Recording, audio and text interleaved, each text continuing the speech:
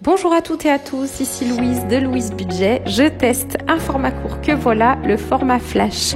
Aujourd'hui c'est parti non pas pour un flash info, mais pour un flash impôt. Alors je suis à la bourse, certains départements français ont déjà rendu leur déclaration et je m'en excuse, mais j'ai fait aussi vite que possible pour réunir des infos pertinentes à ce sujet. Et vous, où en êtes-vous? Avez-vous déjà rempli et envoyé votre déclaration d'impôt?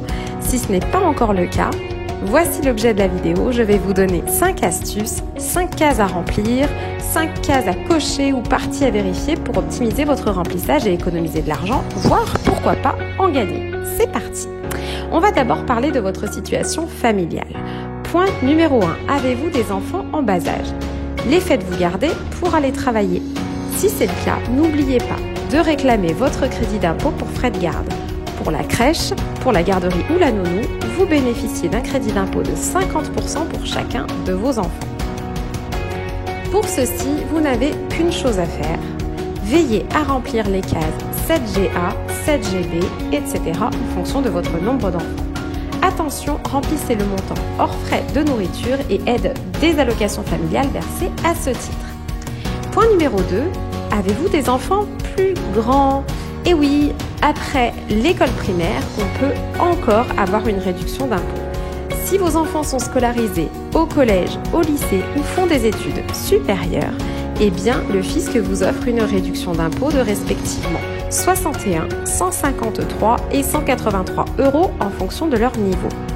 Cette réduction pour frais de scolarité, elle est valable pour chacun de vos enfants, à une condition évidemment, bien remplir les cases 7EA, 7EB, 7EC, etc. de la page 4 de votre déclaration. Toujours pour faire le tour de votre situation familiale, avez-vous aidé des enfants majeurs, vos parents, voire vos grands-parents en 2021? C'est le sujet du point numéro 3. Si vous avez aidé des enfants majeurs, vos parents ou vos grands-parents dans le besoin en 2021, vous pouvez déclarer le montant que vous avez versé sous plusieurs versions, soit sous forme de pension, soit sous forme de facture d'achat, exemple pour les aider à payer l'alimentation, le loyer, l'essence, etc. Il n'y a pas de plafond dans ce cas. Il suffit de remplir la case 6GU de votre déclaration. Si vous les avez hébergés, en revanche, vous pouvez déclarer sans fournir de justificatif jusqu'à 3 592 € d'aide pour l'année, c'est un plafond. Point numéro 4, faisons un tour de vos frais réels déductibles parce que c'est pas le moment de faire l'impasse. Vous le savez peut-être, le fisc retire 10% de nos salaires avant impôt, mais vous pouvez aussi déclarer le montant réel de vos revenus et défalquer vos frais réels à la place.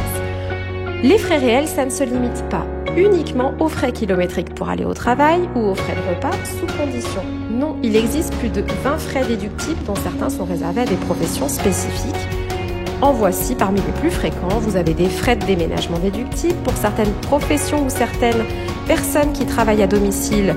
Vous pouvez déclarer des achats de fournitures, ordinateurs, logiciels, une partie de votre loyer. Les chômeurs et étudiants peuvent faire le point sur leurs dépenses de recherche, d'emploi ou de stage, etc., etc. Vous pouvez même compter vos achats de vêtements et dépenses de pressing pour une liste restreinte de métiers. Pour en savoir plus, je vous invite à consulter un article très complet de Corrige ton impôt. Le lien est dans la barre d'infos en vidéo. Vérifiez bien que vous avez droit à ces déductions avant de remplir votre fiche. Bonus, si vous avez été bénévole, on le sait, quand on fait un don d'argent pour une association loi 1901, on peut obtenir une réduction d'impôt du montant versé. Mais les dons d'argent, ce ne sont pas les seuls concernés. Toute personne qui effectue des trajets ou des achats dans le cadre de son bénévolat peut potentiellement prétendre aussi à une réduction d'impôt. Enfin, point numéro 5, avez-vous effectué des heures supplémentaires en 2021 si vous êtes salarié? Si oui, soyez malin et ne déclarez pas plus que ce que vous devez. Si vous avez touché moins de 5 000 €, vous ne déclarez rien. Si vous avez touché plus de 5 000 €, vous ne déclarez que l'excédent. Voilà, cette vidéo est terminée, j'espère qu'elle vous a plu. Surtout, dites-moi ce que vous en avez pensé en commentaire, c'est très différent de ce que je propose d'habitude sur la chaîne Louise Budget. J'attends avec impatience vos réflexions, vos astuces aussi pour optimiser vos impôts et je vous remercie. Prenez soin de vos petits sous et prenez bien soin de vous. Je vous embrasse. À très bientôt. Bye bye.